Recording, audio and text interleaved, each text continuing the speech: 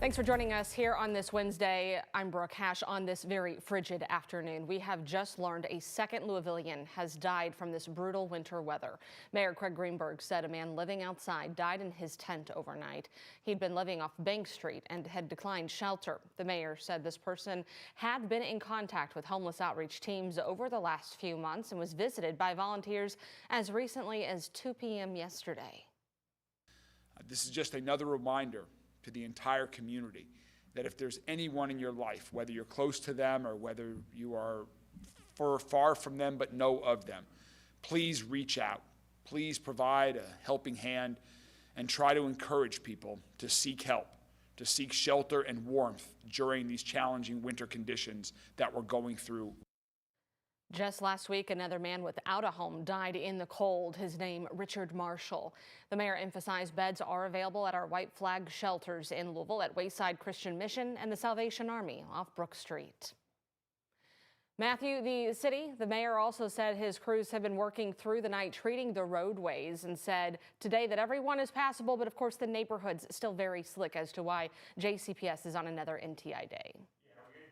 At least more snow last night, so we are starting to see a lot of that melt now. We'll see actually a warm up on the way for us next week, so that'll be good news, especially with the cold that we have been dealing with. So current temperatures right now just into the mid to upper 20s, so we're back to more colder conditions for this afternoon, and I feel like temperatures still into the upper teens as well. 17 degrees here in Louisville, 19 in Shepherdsville, and in LaGrange, 18 degrees. Give you a look at satellite and radar.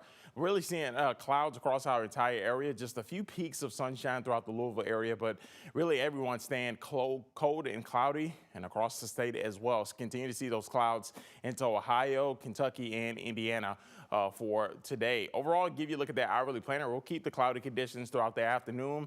About 4 p.m., we'll see temperatures barely reach 30 degrees, and back into the evening hours, we'll be into the 20s once again. So highs today, just around 30 degrees. Some areas further south will be into the lower 30s, but as we head towards tonight, it'll be another cold one. Once again, we'll see temperatures fall down into the lower teens and southern Indiana into the single digits for a cold night ahead for us. So hometown forecast tomorrow will kind of be a rinse and repeat where we'll see temperatures just into the upper 20s and lower 30s. So give you a look at those weather headlines today. Much colder day than what we saw yesterday.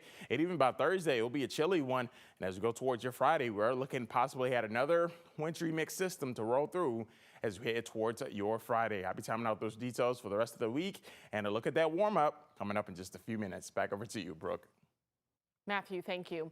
Policing immigration in Minnesota is changing at this very moment. The Trump administration pulling hundreds of federal immigration officers out of the state after state and local agencies agreed to turn over arrested immigrants. The move shrinks the federal enforcement footprint by nearly a quarter, shifting more responsibility to local police and signaling a major change in how immigration laws are enforced there. ABC's Karen Travers is at the White House.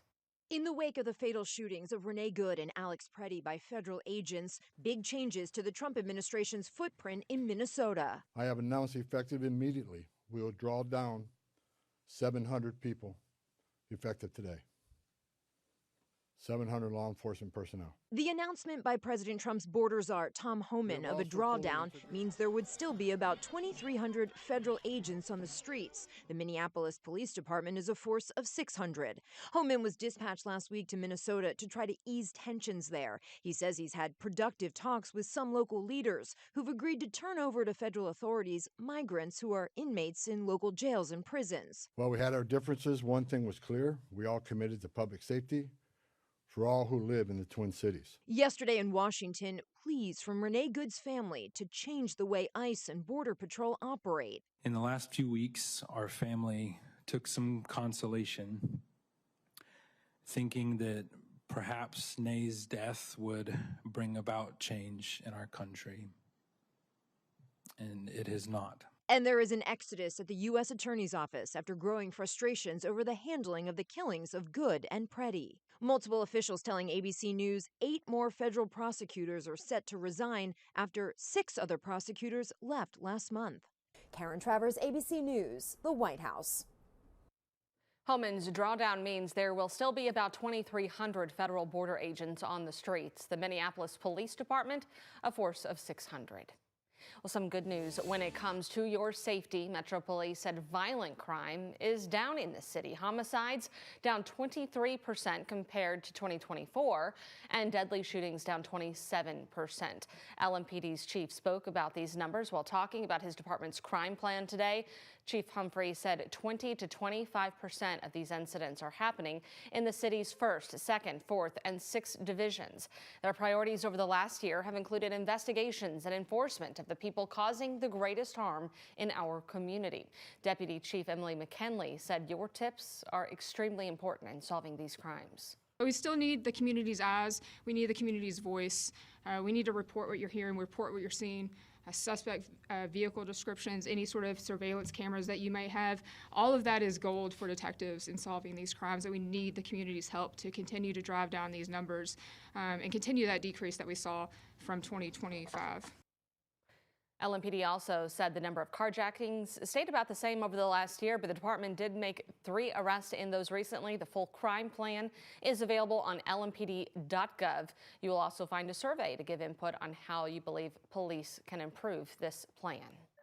Kentucky Senator Mitch McConnell under evaluation at a Washington, D.C. hospital for flu-like symptoms.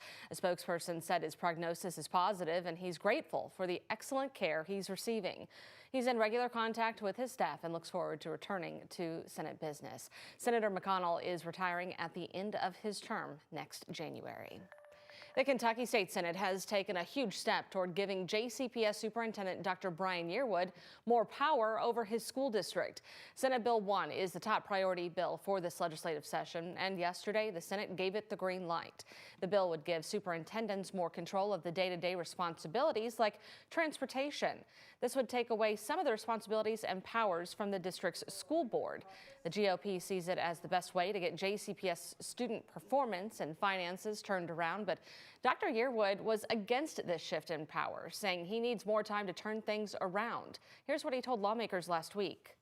It seems that you want to give me the more authority, but I'm here to tell you I shouldn't have it. Senate Bill 1 now moves to the House for consideration. If it passes the House, it'll go to the governor's desk. A similar bill passed last year but was struck down by Kentucky's Supreme Court. Louisville kids just got a big boost when it comes to reading. Louisville Free Public Libraries is expanding its early literacy programs thanks to a $250,000 grant from the PNC Foundation. The announcement was made just before story time at the Portland Library this morning with Mayor Craig Greenberg and his wife Rachel. Through the 2-year grant, families are already experiencing enhanced story times, new learning materials, and a vibrant children's area with newly renovated Portland Library. The expanded programming there will serve families in West, Central, and South Louisville, helping ensure more kids have access to this learning experience that supports school readiness. What I think a lot of caretakers and parents don't know or may not realize is that story times are really early literacy workshops where our staff are modeling key elements of teaching early literacy skills like talking, singing, reading, writing, and of course playing.